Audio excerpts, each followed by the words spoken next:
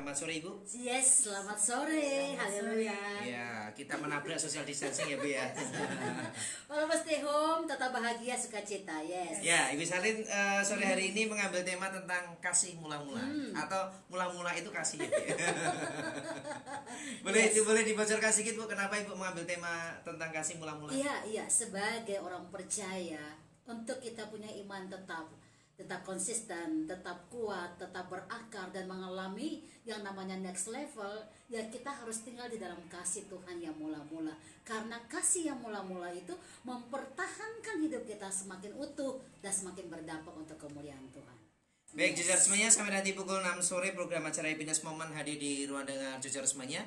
Silakan terus tetap akses live streamingnya di lovejusia.online dan atau juga buka di line interaktifnya di 085311665300 di 085311665300. Silakan Ibu. Yes, kami menaikkan sebuah pujian dan saudara jika tahu lagi ini di rumah masing-masing, mari naikkan bersama dengan kami di studio. Haleluya.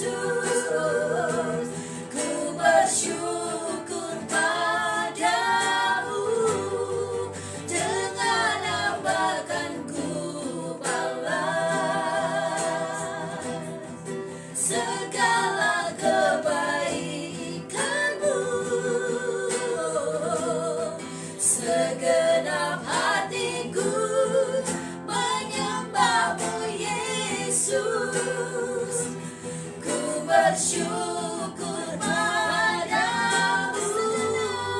Segenap hatiku menyembahmu Yesus, ku bersyukur padamu. Segenap hatiku menyembahmu Yesus, ku bersyukur padamu selamanya. Kau bersyukur selamanya. Kami bersyukur selamanya. Engkau baik Tuhan, Engkau baik, Engkau baik. Haleluya. Kami Tuhan, akan ku balas segala kebaikanmu. Yes Lord. Segenap hatiku menyembahmu Yesus. Mari semua katakan, ku bersyukur padamu. Oh, segenap akan ku balas. Haleluya. Segala kebaikanmu. Segenap hatiku menyembahmu Yesus, ku bersyukur padamu. Segenap hatiku menyembah. Mari semua katakan, segenap hatiku, hatiku menyembahmu Yesus. Ku bersyukur, ku bersyukur padamu selamanya. Haleluya. Thank you Lord. Terima kasih karena kebaikanmu kami pada sampai hari ini. Terima kasih karena kekuatan dan pertolonganmu. Kami bisa menikmati segala anugerahmu di hari-hari kami. Dan hari ini hamba berdoa setiap kami yang mendengarkan Happiness Moment pada sore hari ini, baik di Jogja, di luar Jogja, di setiap pulau di Indonesia, bahkan di luar negeri. Hamba berdoa semua kami rohnya dibangkitkan, kami dipulihkan, kami diberkati, kami percaya oleh kekuatan roh Allah, kami semua menerima sukacita surgawi. Diberkatilah telinga roh kami, diberkatilah mata roh kami, apa yang kami baca, apa yang kami dengar, menguatkan kami semua. Di dalam nama Tuhan Yesus kami bersyukur. Haleluya. Amin, amin. Puji Tuhan saudara, hari ini saya akan share tentang kebenaran firman Tuhan, kasih yang mula-mula. Saudara, waktu kita hidup mengiring Tuhan, kekuatan kita itu bisa membuat kita bisa kuat dan kita bisa beranjak lebih lagi. Cuma satu yang mengikatnya adalah kasih Tuhan. Dan kasih Tuhan itu kalau kita jaga dan kita pupuk terus, sampai kapanpun dan keadaan apapun, kita akan semakin kuat dan berlari terus dan mendapat mahkota kemuliaan. Ada banyak orang merasa bahwa hari-harinya sepertinya apa yang dilakukan gagal, apa yang dia buat sepertinya tidak ada hasilnya, bahkan banyak persungutan terjadi. Saya mau bilang saudara, coba cek apakah kasih kita yang mula-mula kepada Tuhan sudah mulai luntur atau masih ada sampai hari ini. Ini pertanyaan yang perlu kita renungkan bersama-sama, karena saudara, waktu saudara berjuang, waktu saudara mengalami sesuatu dan saudara berkata, Tuhan Engkau bersama dengan aku, tetapi kalau kasih mula-mula kepada Tuhan mulai luntur, apapun yang kau hadapi akan menjadi sebuah persungutan dan bukan ucapan syukur. Nah, kita baca satu ayat yang akan menjadi patokan kita pada sore hari ini. Saya mau saudara buka dalam kitab Wahyu pasal yang kedua ayat 1 sampai dengan 5. Saudara di rumah masing-masing bisa membuka firman Tuhan ini dan kita akan baca bersama-sama ya. Wahyu pasal yang kedua ayat pertama sampai dengan ayat yang kelima. Saya nanti minta Ibu Esther bacakan ayat-ayat ini buat kita semua. Haleluya. Wahyu pasal 2 ayat 1 sampai 5. Yes. Kepada jemaat di Efesus, Haleluya. tuliskanlah kepada malaikat jemaat di Efesus, Yes. inilah firman dari Dia yang memegang ketujuh bintang itu di tangan kanannya Ya. dan berjalan di antara ketujuh kaki dian emas itu. Aku tahu segala pekerjaanmu, baik jeripayahmu maupun ketekunanmu. Ya. Aku tahu bahwa engkau tidak dapat sabar terhadap orang-orang jahat, bahwa engkau telah mencobai mereka yang menyebut dirinya rasul, tetapi yang sebenarnya tidak demikian, bahwa engkau telah mendapati mereka pendusta, dan engkau tetap sabar dan menderita oleh karena namaku, dan engkau tidak mengenal lelah. Namun demikian aku mencela engkau karena Wow. engkau telah meninggalkan kasihmu yang semula. Sebab itu ingatlah betapa dalamnya engkau telah jatuh. Iya. Bertobatlah dan lakukanlah lagi apa yang Haleluya. semula engkau lakukan. Jika tidak demikian, aku akan datang kepadamu dan aku akan mengambil kaki dianmu dari tempatnya jikalau engkau tidak bertobat. Wow, luar Amin. biasa. Ini firman Tuhan yang luar biasa. Tuhan menulis kepada jemaat di Efesus karena saudara, mereka memang betul orang-orang yang bekerja keras dalam pekerjaan Tuhan. Mereka selalu mau untuk buat yang benar dan benar di mata Tuhan. Tetapi ada satu hal yang membuat Tuhan mencela mereka, saudara. Kenapa?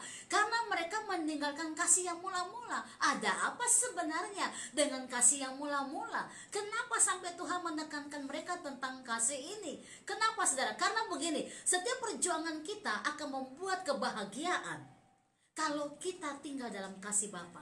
Tetapi sebuah perjuangan akan jadi sia-sia kalau kasih itu nggak melingkupi kita. Makanya ada banyak orang Kristen yang tadinya bersemangat mengikuti Tuhan, tapi waktu ada badai persoalan dia bisa jatuh tinggalkan Tuhan karena kasih itu mulai ditinggalkan, kasih yang mula-mula ditinggalkan.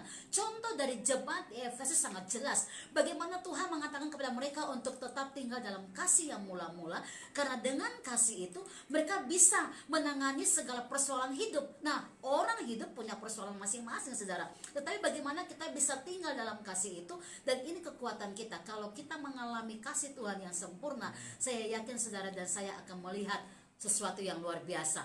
Nah, lihat ayat yang kelima. Sebab itu ingatlah betapa dalamnya engkau telah jatuh. Bagaimana Tuhan bisa bilang mereka orang yang sudah jatuh begitu dalam, sementara di ayat 3 dan 4 dijalankan, dikatakan sangat jelas bahwa apa? Mereka sabar, mereka menderita oleh nama Tuhan. Hari-hari ini waktu engkau lakukan kebenaran dan engkau difitnah, apakah engkau tetap sabar? Haleluya.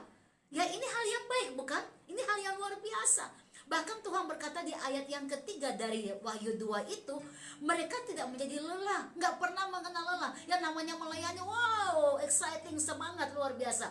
Mereka luar biasa dalam pekerjaan roh. Mereka orang-orang yang luar biasa. Bahkan mereka sudah melewati banyak sekali cobaan-cobaan, ujian-ujian di ayat yang kedua dan seterusnya menjelaskan hal itu. Tetapi mengapa Tuhan mencela mereka? Kan begitu, saudara? Rupanya kasih yang semula. Lalu pertanyaan saya, mengapa Tuhan tekankan tentang kasih yang mula-mula? Nah, saya kasih contoh. Kalau kita udah berkeluarga, rumah tangga ya, sebelum berkeluarga ya, pacaran itu cintanya, yang namanya pacaran, bilang I love you itu kayaknya 24 jam. I love you, sudah makan belum? I love you. Wah, luar biasa. Setelah menikah 1 tahun ya masih I love you.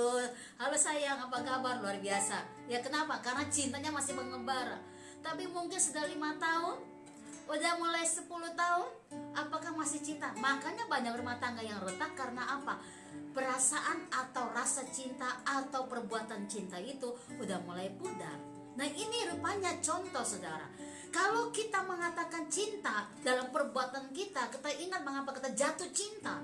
Dan sampai hari ini kita ingat tentang perasaan itu yang akan mengokohkan kita dalam sebuah rumah tangga. Bahkan ini yang paling penting, waktu kita mencintai Tuhan, kita bertobat sungguh-sungguh, itu yang mengikat kita untuk bisa mengalami Tuhan seumur hidup.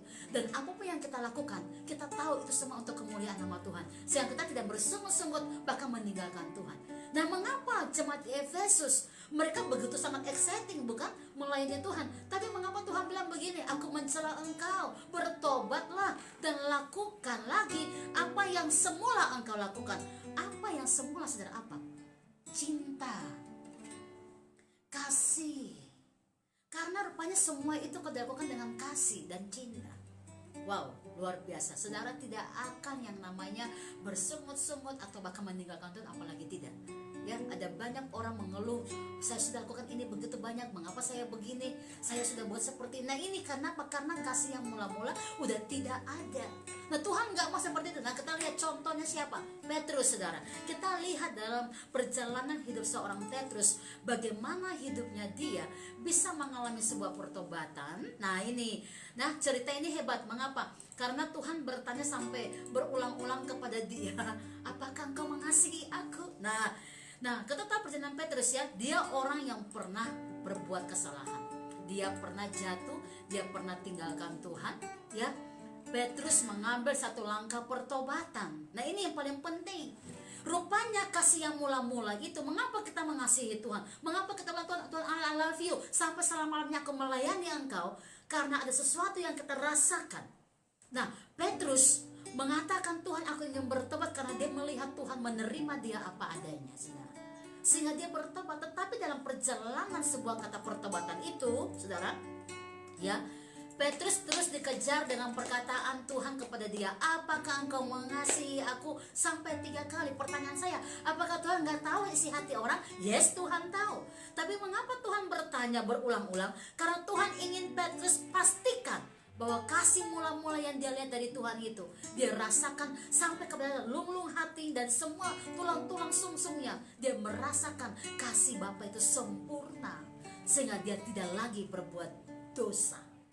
Dan benar, setelah Petrus mengambil tindakan bertobat, saudara, yang terjadi kebenaran firman memerdekakan Petrus. Ya, ini yang membuat dia mengerti mengapa dia harus ada dengan Tuhan. Bahkan saat Tuhan sudah bertanya sama dia, apakah engkau mengasihi aku? Apakah engkau mengasihi aku? Masih terjadi dalam hidup Petrus, ya, sebuah keinginan daging. Tapi Tuhan gak mau dan terjadi. Jadi begini, saudara, kalau saudara mengasihi Tuhan, waktu Tuhan ingin menguji saudara, Tuhan tahu hatimu. Tadi saya katakan mengapa 3 kali Tuhan bertanya sama Petrus, Tuhan tahu hatinya. Tapi Tuhan mau dia mengalami kepastian roh bahwa betul-betul dia cinta Tuhan, dia mengasihi Tuhan. Tetapi setelah perkataan itu juga, dia masih juga ada keinginan daging untuk mengurus hal-hal yang bukan urusan dia. Nah, hati-hati kalau kita sudah mencintai Tuhan tapi kita masih ngurus-ngurus hal-hal yang lain. Ini bisa bikin celah untuk kita tinggalkan kembali kasih yang mula-mula. Tetapi kembali Tuhan berkata, bukan urusanmu untuk ngurus-ngurus yang lain. Urusanmu karena engkau mengasihi aku, ikutlah aku. Kita baca sebentar, saudara. Yohanes 21 ayat 14 sampai dengan 17. Saya minta Ibu Elvi bacakan ayat ini ya. Yohanes 21 ayat 14 sampai dengan 17. Itulah ketiga kalinya Yesus menampakkan diri kepada murid-muridnya sesudah ia bangkit dari antara orang mati. Sesudah sarapan, Yesus berkata kepada Simon Petrus, Simon, anak Yohanes, apakah engkau mengasihi aku lebih daripada mereka ini? Jawab Petrus kepadanya, benar Tuhan, engkau tahu bahwa aku mengasihi engkau. Kata Yesus kepadanya, gembalakanlah domba-dombaku. Kata Yesus pula kepadanya untuk kedua kalinya, Simon, anak Yohanes, apakah engkau mengasihi aku? Jawab Petrus kepadanya, benar Tuhan, engkau tahu bahwa aku mengasihi engkau. Iya. Kata Yesus kepadanya, gembalakanlah domba-dombaku. Kata Yesus kepadanya untuk ketiga kalinya, Haleluya. Simon anak Yohanes, apakah engkau mengasihi aku? Oh Jesus. Maka sedih hati Petrus karena Yesus berkata untuk ketiga kalinya, apakah engkau mengasihi aku? Dan ia berkata kepadanya, Tuhan, engkau tahu segala sesuatu, engkau tahu bahwa aku mengasihi engkau. Kata Yesus kepadanya, gembalakanlah domba-dombaku. Nah, lihat saudara, sampai berturut-turut Tuhan bertanya kepada Petrus karena Tuhan ingin mendapatkan hati Petrus, yes, mengasihi dia. Tapi ada ujian lagi, sampai benar-benar dia murni, hanya benar-benar melayani Tuhan karena cinta kasih Bapa ada dalam lung-lung hatinya yang paling dalam.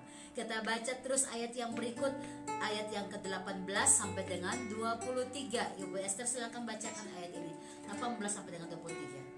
Aku berkata kepadamu, sesungguhnya ketika engkau masih muda, engkau mengikat pinggangmu sendiri, Haleluya. dan engkau berjalan kemana saja kau kehendaki. Tetapi jika engkau sudah menjadi tua, engkau akan mengulurkan tanganmu, dan orang lain akan mengikat engkau dan Yes. membawa engkau ke tempat yang tidak kau kehendaki. Mhm. Dan hal ini dikatakannya untuk menyatakan bagaimana Petrus akan mati dan memuliakan Allah. Sesudah mengatakan demikian, ia berkata kepada Petrus, ikutlah aku. Ketika Petrus berpaling, ia melihat bahwa murid yang dikasihi Yesus sedang mengikuti mereka, yaitu murid yang paling pada waktu mereka sedang makan bersama duduk dekat Yesus, dan yang berkata, Tuhan, siapakah dia yang menyerahkan engkau? Ketika Petrus melihat murid itu, ia berkata kepada Yesus, Tuhan, apakah yang akan terjadi dengan dia ini?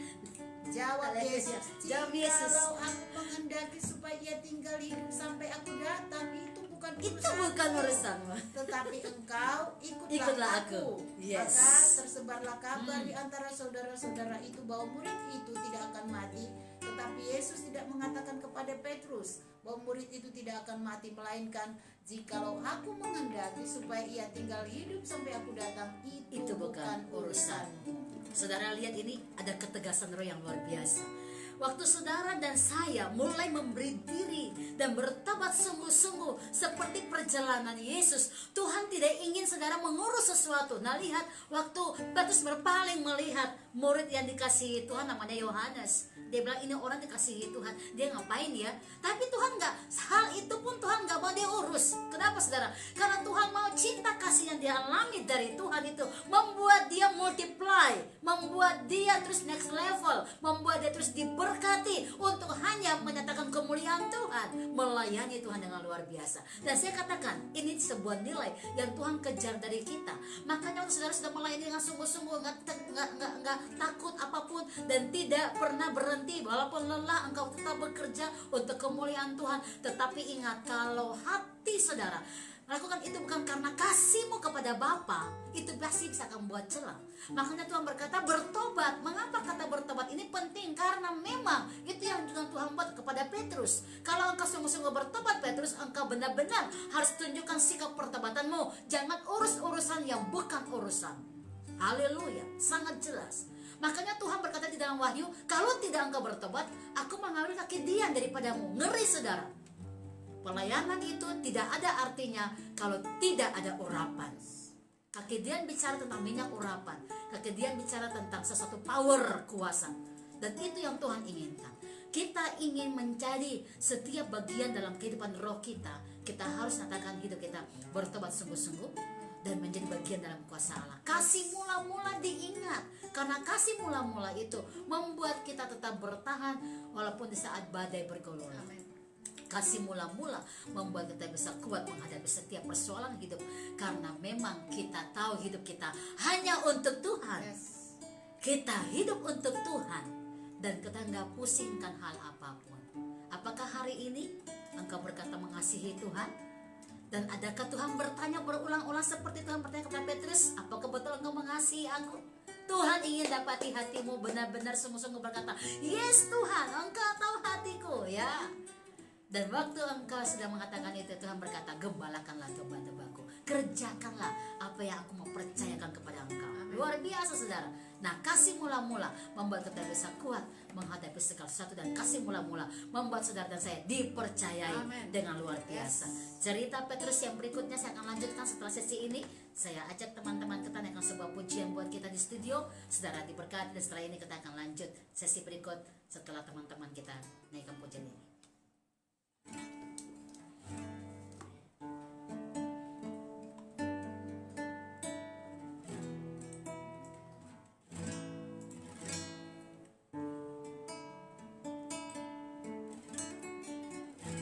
Dalamnya kasih-Mu Bapa.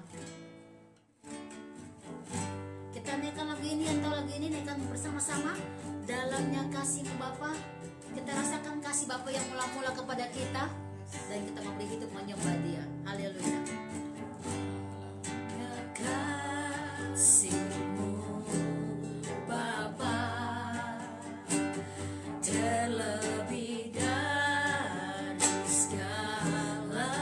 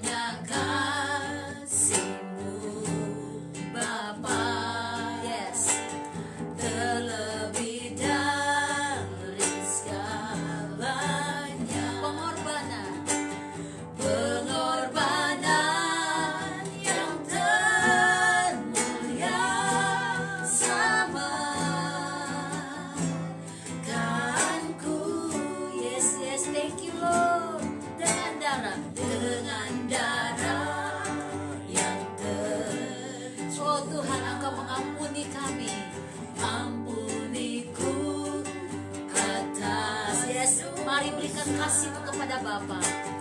Ku bersujud kepadamu, oh Yesus. Yes, mari sembah Dia. Haleluya. Engkau ku sembah, Kau yang terindah. Pulihkanku dengan darah-Mu.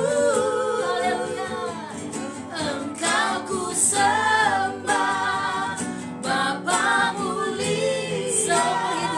Seumur hidupku Ku mau menyembah. ku mau menyembah. Engkau sembah. Haleluya. Engkau Mari agungkan Dia. Mari tinggikan namanya. Dialah yang disembah. Kasihmu kepada Dia berikan, saudara. Haleluya. Yes, Lord. darah-Mu. Engkau ku sembah, Bapa mulia. Seumur hidupku Ku mau menyembah. ku mau menyembah-Mu. Seumur hidupku ku mau menyembah-Mu. Seumur hidupku ku mau menyembah-Mu. Haleluya. Yes, Lord. Yes, Lord. Haleluya. Kita kembali ke studio dan saudara, kita akan lanjut setelah ini. Haleluya. Thank you, Lord.